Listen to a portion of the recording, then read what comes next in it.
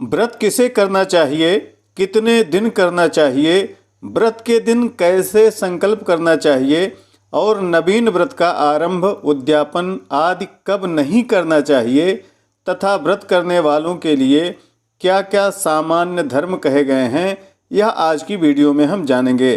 Channel पर यदि आप नए हैं तो सब्सक्राइब करके नोटिफिकेशन बेल को ऑन कर लें। वीडियो को लाइक करके ज़रूरतमंदों को शेयर ज़रूर करें। हर व्रत करने वालों को यह वीडियो जरूर देखनी चाहिए। आइए इस वीडियो का शुभारंभ करते हैं। कहा गया है, स्त्री शूद्राणाम द्विरात्राधिकोपवासे नाधिकारः, स्त्रीणामपि भर्तृनुज्ञां बिना व्रतोपवासादौ नाधिकारः, उपवास दिने श्राद्ध दिने च काष्ठेन दन्तधावनं न कार्यं, पर्णादिना द्वादशगण्डूषैर्वा कार्यं, जलपूर्णं ताम्रपात्रं गृहीत्वा उदङ्मुखः प्रातरुपवासादि व्रतं संकल्पयेत्। अर्थात स्त्री और शूद्रों के लिए कहा गया कि 2 रात्र से अधिक उपवास नहीं करना चाहिए। पति की आज्ञा बिना स्त्रियों को व्रत और उपवास का अधिकार नहीं है। अर्थात यदि आप कोई व्रत करना चाहती हैं और उपवास रहना चाहती हैं तो आपको अपने पति की आज्ञा जरूर लेनी चाहिए। उपवास के दिन काठ से दांत को नहीं धोना चाहिए, अर्थात कोई दातुन नहीं करना चाहिए। कहने का मतलब है कि पत्ते आदि से अथवा 12 कुल्ला करके जल से दंत धावन करना चाहिए, ऐसा शास्त्र वचन है। उपवास आदि व्रतों का संकल्प जल से भरे ताम्रपात्र को लेकर के उत्तराभिमुख होकर के प्रातःकाल करना चाहिए। अर्थात कोई अर्घ्य पात्र हो, कोई तांबे का पात्र हो तो उसमें आप जल ले लें, फिर सुबह उत्तर की तरफ मुख करके बैठ जाएं। उस जल पात्र को दाहिने हाथ में रख करके व्रत का संकल्प करना चाहिए, ऐसा शास्त्रोक्त वचन है। अपूर्व व्रतारंभो व्रतोद्यापनम च मलमासे गुरुवाद्यस्ते वैधृतवती पातादि दुर्योगे विष्टौ क्रूरवारे निषिद्धे दर्शादि तिथो न भवति। कहा गया है कि नवीन व्रत का आरंभ, अर्थात कोई आप नया व्रत शुरू कर रहे हैं, और विहित व्रत का उद्यापन, जो व्रत आप कर रहे हैं उसका उद्यापन मलमास में, गुरु आदि के अस्त होने पर, वैधृत व्यतिपाद या दुर्योग में, भद्रा में, क्रूरवार में और अमावस्यादि तिथि में नहीं करना चाहिए। इसी प्रकार खंड तिथि में भी नहीं करना चाहिए। जो उदया तिथि मध्य दिन में नहीं होती उसी को खंडा तिथि कहते हैं। जैसे सुबह सूर्योदय के समय तिथि तो है लेकिन मध्याह्न काल में वह तिथि नहीं है, ऐसी तिथि को खंडा तिथि कहते हैं।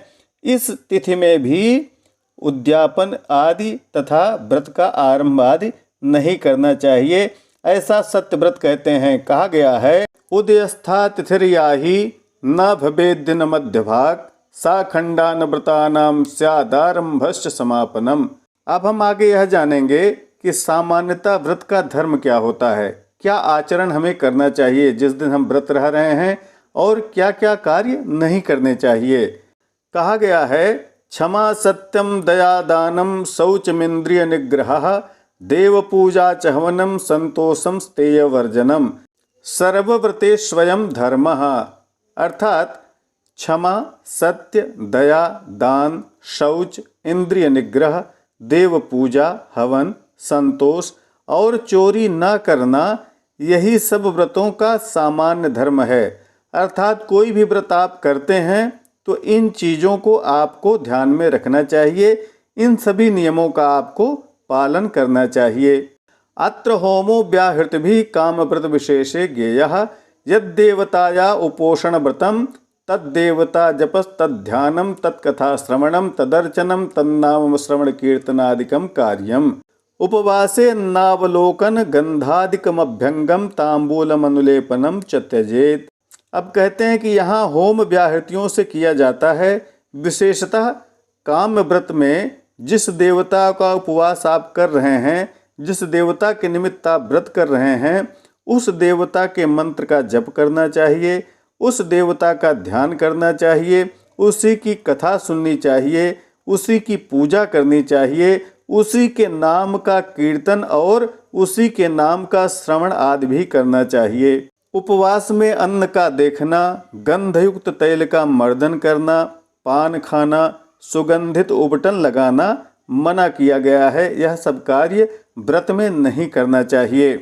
सभर्तिक स्त्रीणाम सौभाग्यप्रतेभ्यंगम तांबूलादि न वर्जम अष्टैतान्य व्रतघ्नानि आपो मूलम फलम पयः हविर ब्राह्मण काम्या च गुरोर्वचनम औषधम।